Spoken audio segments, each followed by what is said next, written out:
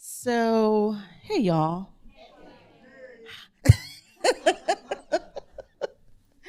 Oh my goodness. It's so good to be with you. Here we are at the beginning of a new month.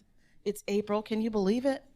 Time is just we are like quantum leaping from month to month to month. It's amazing. So the theme this month is the art of renewal. The art of renewal. And as I was sitting with the themes as we move through the year, what occurred to me is I think the tagline um, for every monthly theme is in turbulent times, right? So the art of renewal in turbulent times. And then next month it'll be the art of something else in turbulent times because we're in turbulent times, you know? And I had this master class that I teach periodically called The Art of Reinvention in Turbulent Times. And so this is related to that body of work, right? So how do we renew? How do we renew ourselves? How do we let go of the old and allow in the new when there's so much churn and change and conflict happening, right? So much strife and things happening. And I'm reminded that this is the year of the snake. This is the year of the snake, right? The Chinese, is it astrological or Chinese astrological signs, right? So this is the year of the snake, and snakes do what? Shed, right? They shed their skin. And I don't know if it is a pleasant process for a snake to do that. For humans, it's not always a positive experience, right? Through either sunburn or dermabrasion or some other things that happen that where we shed our skin. If you're a Game of Thrones fan, there are other ways you shed your skin. We won't talk about that. But Ernest Holmes, who is the founder of Science of Mind, which is the teaching of this center, says we are continuously living a new life. And when the old and the new do not fit nicely together, the old, no longer able to contain the old has to be discarded, right? The old has to be discarded, right? When the old and new cannot be together, the old has to be discarded, right? The Bible refers to this as you can't put old wine into new wineskins, right? Those two things, it splits the wineskins, right? You have to discard the old in order to let in the new, right? And so in the season of renewal, as we talk about the art of renewal, the first thing that has to happen is you have to be willing to let some stuff go. And I'm actually calling that today the holy release. The holy release. Now, I could have said, you got to let some stuff go, like I just did, but I just thought it sounded a lot sexier and more spiritual to say holy release, right? But when I thought about that title, holy means that you consecrate something or dedicate something to the divine, to God, right? So whatever it is, whether it is your work or whether you are eating, we can do these very mundane daily things. And when we consecrate them or dedicate them to the divine, we recognize God in doing our scales, right? We recognize God as we're working out. We recognize God as we're eating our breakfast. We recognize God as we're going through our inbox, Rasheryl. Right? Then that becomes a holy practice because you've consecrated that mundane sort of quotidian thing. You've consecrated it to God, to the sacred. Yes. And so holy. When we think about release is about letting go, right? Getting rid of stuff, that which has been contained or held, releasing it, right? Freeing it. And so if you think about in your life, what are some things that you can get rid of, that you can let go of, that you can consecrate to the divine, make it a divine act? So I'm laughing because what I'm getting right now for myself is I went through and cleaned out like all my closets a few weeks ago. I think I shared this with you, right? I cleaned out all this stuff, got all this stuff for Goodwill, and honestly, I must have, I don't know, 8 bags and some a bunch of stuff, right? And so I put all that stuff in my car, which I then promptly forgot about because I don't drive every day. I work from home until I come here. And so then every Sunday for like the last 4 Sundays, I'm like, oh, I got to go to Goodwill this week. And then I get back in my car and I'm like, oh, I got to go to Goodwill, right? So then yesterday I went to Oakland to see Reverend Michael Beckwith, which I'll talk about. And as I was like going to get my car from my space, And I'm like, I can't leave all this stuff in my car in a public parking lot. So then I had to bring my car around to my apartment entrance, take everything out of the car, and put it back in my house, right? And then go to the event at Oakland. So this morning, as I'm leaving, I'm like stumbling over and trying to, navigate through all this stuff for Goodwill. And I'm like, what on earth, right? Like, what? Why have you not just released the stuff and taken it to Goodwill? It's you literally have had it in your car for probably a month. Then after you loaded everything in your car, then you loaded it back into the house that you had cleaned it out of. And, right, exactly, right? And so I was just looking at that going, this is nuts. What is going on here? And so this falls in complete alignment with holy release, right? I have not let go of that stuff, and I have not made the practice holy, right? I've not dedicated it to the divine, because here's what's true. Even though that stuff is clothing, some of it's like really nice, expensive clothing that I haven't worn and I'm not going to wear. Some of it's shoes that I ordered and didn't get them back to Macy's on time, and they didn't fit properly. I'm a shopper that, like, I just buy a bunch of stuff and have it come and then see what happens and take it back, right? And so there's like really great stuff there that someone could be using, right? Someone could be using this. And it could be in the hands or on the bodies or in the homes or in the life of people who really need what that is. And I'm holding on to it. Why? Why? Right? And so I'm really looking at that for myself, like I am delaying someone else's good. And you know what happens when you do that? You're delaying your own good, right? Because what you're doing to another, you are also doing to yourself. Right? Well, just like when last month we talked about abundance. As you give, then you begin to receive, because it's the law of circulation, right? So when you give and you're generous and you're open and you're giving or tithing or consecrating your giving, whether you're paying your bills or whatever, you're happy and you're cheerful and of good cheer and energy, then it opens up that channel to bring it back to you, right? And the same thing about releasing, right? So I'm looking at this going, I'm sitting on all of this stuff that I am not letting go of. And it's time to let it go, right? This could be helping someone, serving someone. There's someone who needs this stuff, and it's just in my car, in my house, in my car, in my house, in my car, in my house, right? And so when we think about, it's interesting. I don't have any particular things in there that I'm like, oh my God, I don't want to give this away. So that's not where I'm coming from, right? But for me, and this is how I always go through my life, this is like a metaphor for something larger. Right? It's like a living metaphor. Like, I can look at this thing to really help me go into a deeper exploration for myself, right? And so one of the things I was thinking about is, what is it that when it comes to letting go, because like letting go of the stuff for the Salvation Army Goodwill is one thing, but when it comes to maybe I have to let go of people, right, or relationships that I've outgrown, right? Maybe I have to let go of a job that I love to move on to something else, right? Maybe I have to let go of something that I care about and love and that feels fearful to me in order to be in this season of renewal, right? That's when it becomes harder to do. Are y'all with me? Yeah. So here's the thing, we can't renew, we can't be in a season of renewal if we don't let anything go. It can't happen, right? And so when I was thinking about like what are the fears? What keeps us from letting go? And so there's a fear of loss, right? There's a fear of loss, particularly if it's something that we feel we might lose that's dear to us. I remember years ago when I was becoming a practitioner, and there was a point at which Reverend Michael was saying that the more you move into spiritual practice and spiritual study and you deepen in that, you will begin to see that there are some people, some friendships, some relationships that aren't going to go there with you, right? The places that you're going and being called to, there are people who will peel off from your experience. Now, some may come back, right? And then others, it's just time to let those relationships go. And so many times we don't want to move to higher ground, right? Because we're afraid of who we might leave behind, right? And the truth is that when you are truly connected with other people, whether it's family, biologically, or family that you've chosen, or friends, or lovers, whatever it is, when you're truly connected, those bonds cannot be broken.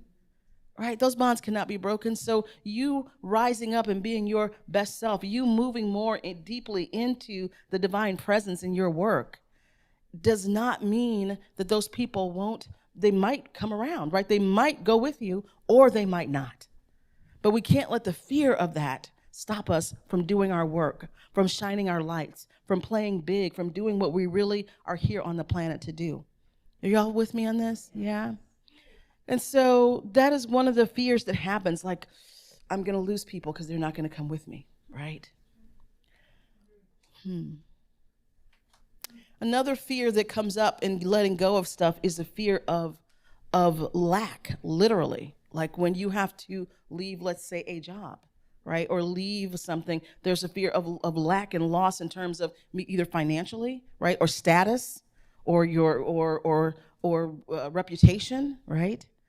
I know for myself, when it became very clear to me it was time for me to leave my previous role, I did have moments of, God, are we sure about this, right? Because I'm walking away from something I love that you planted me here to do. I'm walking away from a community of people I love that you planted me here to be with, right? I'm walking away from a paycheck and a job, right?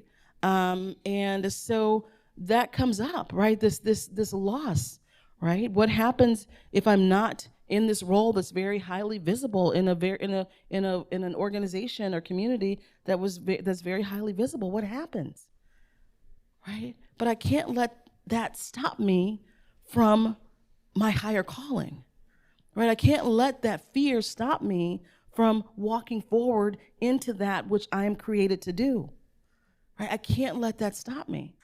So loss of status, loss of income, whatever, right? It will be restored because when you walk in your vision, God supplies everything that you need. God is my source. God is my power. God gives me everything I need. When you walk in your purpose, when you walk in what you're designed to do, when you say yes to that what you're called to do, when you say yes to your divine design, right? When you say yes to those things, Spirit is going to take care of everything that concerns you. As my Uncle Richard said, when God supplies the vision, God supplies the provision, right? And so I want to invite you today, if there's some stuff that you know you need to let go of, some people you know it's time to let go of. Maybe it's even beliefs, right? It's old stories and beliefs. It's time to let go of that, right? It's time to let go of that. If it's not serving you, if it's not the new wine for the new wineskins, it's time to let go. Because here's what I think. I think if you're in this room, you already are playing a fantastic game at your life, right? You already are living a life where you're anchored in spirit, where you know these principles and you are working them, and you're here because you want to play a bigger game, whatever that looks like, right? And everyone's different. Everyone's big game is different. So big is not, we're not quantifying it by like, are you on a world stage? That may not be your calling, right? But you're all here because you want to play a bigger game. You want to play life full out, right? You want to be able to live a life that's expanded and free, where you get to enjoy the fruits of your labor and the fruits of your consciousness and the things that you create and do, right? And not have people controlling you and telling you, feeding you all this fear and doom and chaos and control, right? This is why we're here.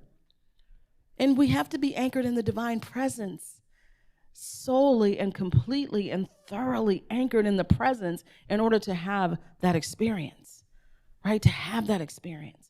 So do not be afraid by the things that you may lose, because I'm here to tell you, when you walk in your purpose, God is going to restore all that stuff anyway, even more than that, right? Even more than that. So whatever it is you need to let go of, let it go, right? Whatever thought is holding you back, that has become a prison, right? Let it go. Right? And sometimes, yes, take a nice deep breath. Thank you, Audrey. Let's everybody take a deep breath. Yes. Yeah. Because here's the beautiful thing. The thoughts that got you to this point, the consciousness that got you to this point is so beautiful. We love it. We thank it. We're grateful for it. And it becomes a prison when it's time to go to the next level, right? Great coach Marshall Goldsmith says, what got you here won't get you there. Will not get you there.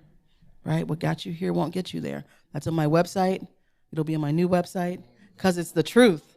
right? It's the truth whether I'm talking to my spiritual clients or my corporate clients. That is the truth. What got you here will not get you there. Einstein said you can't solve a problem from the level of the problem.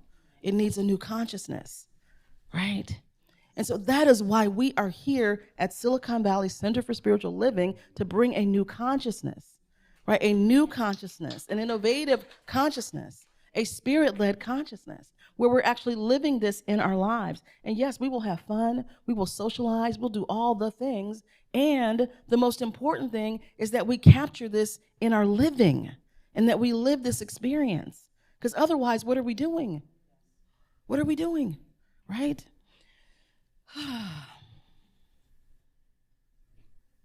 Yesterday, I was in Oakland to see Michael Beckwith, Reverend Michael Beckwith, who is the founder of Agape International Spiritual Center.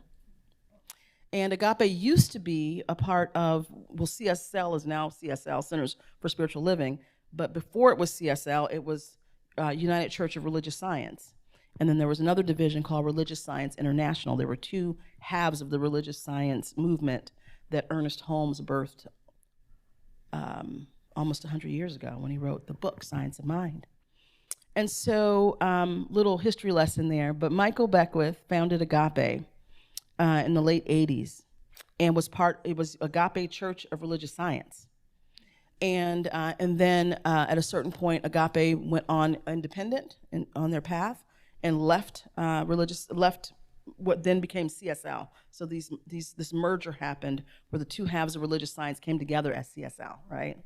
So anyway, I'm just giving you that because sometimes people don't know that Michael was religious science, right? That he was trained in religious science churches, right? But anyway, I went to see him yesterday in Oakland. It was so beautiful because I haven't been in his presence in a while. In a while, so it's been probably maybe 10, 15 years, something like that. And he was my teacher, he was my teacher. So it was really beautiful, and my mom's too, because we went through practitioner training together at Agape. So it was really beautiful to be in his presence and to, and if you have not ever been in something he's doing live, treat yourself to be in his presence live when he is doing a workshop or something, because I literally cannot even explain to you, I can't put words to what that experience is, right? So for those of you who are in the room, you want to say a little something about what that was, like just throw out a word for what that was, real loud. Profound. Electric. Inspiring. Revitalizing. Yeah. Transformative experience. Transformative experience. And so yesterday he was talking about possibility, talking about the promise, like we all have a promise that we make when we come in here. Like there's a calling that we have, a calling on our lives, right? There's a promise that we make. There's possibility, right? There's a possibility. We can choose how we're going to be in the world, and anything is possible. And then practice. Right? And I'll talk more about his talk as I go through the month, but he talks about practice and how important it is to practice this stuff.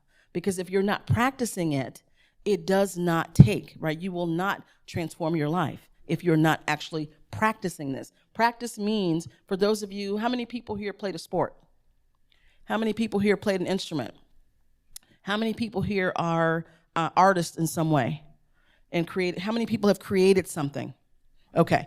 So everyone here then knows that when you are an artist, let's just go with sports because that's easy to get, right? So in sports, I don't think LeBron James, let's say, doesn't go to any practices and then just shows up for the game and is a great player, right? No. What happens is elite, top-tier performers anywhere, corporate, business, sports, music, continue the discipline of practicing, right? Musicians do their scales all the time. Don't you still practice, Etienne? Yes? Sonia? Rodrigo? Right? So they're still, I talked to Sonia on Saturday, and they're in rehearsal practicing all this music, or Friday, actually Friday I think it was, right? So you're still practicing even though you have a level of expertise and artistry. right?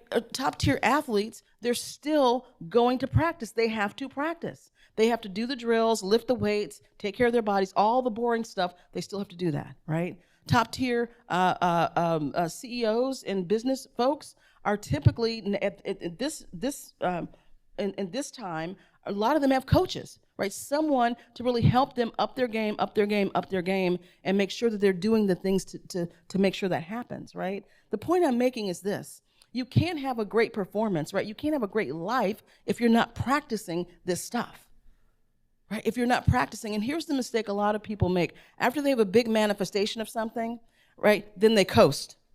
So don't come to church, don't do the spiritual practice, not in meditation, because I just had a big breakthrough. And that is the time to go even further, right? To go even harder, so to speak, right? That is the time to really, really get your practice together, is when you have a big breakthrough, because there's so much energy in that, right? That renewal energy is so powerful and so strong and such momentum that if you just put your foot on the gas there, right? Work with your practitioner, work with your coach, work with your therapist, do your meditation, do your effort. That is the time to really, really deepen, because the energy is there to really help you sustain that manifestation, that win, that experience, and also to help propel you even further than you thought possible, right? But so many times people have a breakthrough and then they fall back, right? And then you wonder why in your life.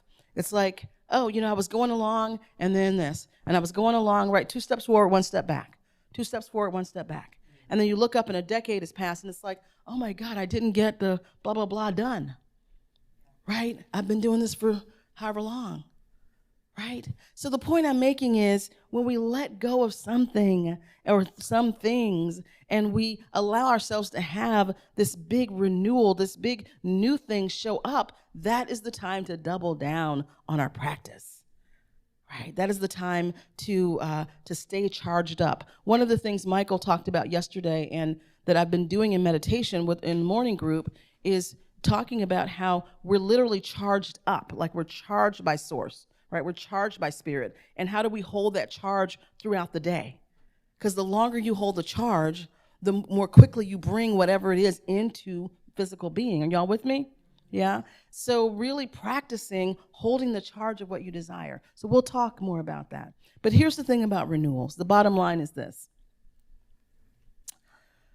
You got to let go of some stuff, y'all. Right? Right now I'm thinking about, for myself also, how many people have subscriptions to Netflix, Hulu, Max, YouTube TV, Apple TV, Disney, Paramount, right? All the things, right? And I am notorious for, there's something I want to see, so I'm going to get the free trial, then I'll watch it and cancel it. 2 years later, it's like, what? What? I don't even watch whatever this is. I don't even watch that channel, and I've been paying for the subscription for 2 years, right? Right? So again, these things, and the reason I'm using this metaphor is because, again, if we don't clean things out, if we're not present and letting things go, then we have these things that just automatically renew in our lives, right? And eat up our money, eat up our time, eat up our energy, right? Because they just automatically renew, right? Whether it's a thought that is old, like, I'm not good enough. Who do I think I am? Why am I doing it? Right? Right? Whether it's a thought, it's a belief, it's a story, right? It just keeps renewing until we stop it, until we start cleaning that stuff out. Yes? So that is what the holy release is all about. Even if, because right now I'm speaking to myself, because I need to go and take care of that as well, right? But I will consecrate that to the divine. This is a divine act. It is a divine act of releasing, of clearing out, of creating space by just doing that piece, right? And being mindful to that. And that is how you have the holy release. Just take these little things in your life, little things, and make it a divine act. Make it a prayer. Make it a spiritual practice to get your subscriptions in order. Make it a spiritual practice to take your crap to the Goodwill, right? Make it a spiritual practice to go through and think about, you know what? This friendship is not serving me, and I'm not serving it. I need to let it go. That's a spiritual practice, right? So this is what I invite us into this week, and I want to hear some tales I guarantee you, when you see me next week, I will have taken my stuff to the Goodwill. Can somebody else make a deal to do one holy release this week? Yes, everybody, one holy release this week. Okay, all right. I will be looking forward to hearing more about that. All right. Okay, beloveds, let's turn within, shall we?